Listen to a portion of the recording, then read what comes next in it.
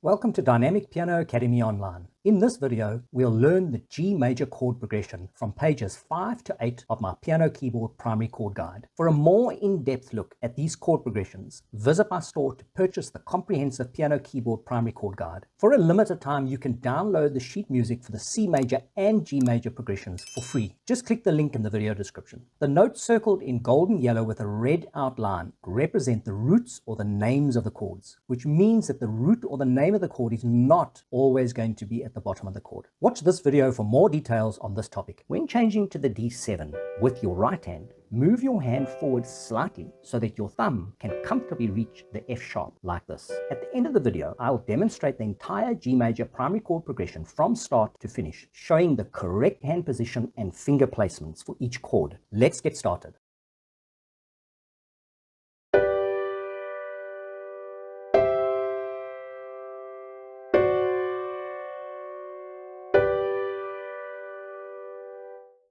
When changing to the D7, move your left hand forward slightly so that your pinky can comfortably reach the F sharp like this.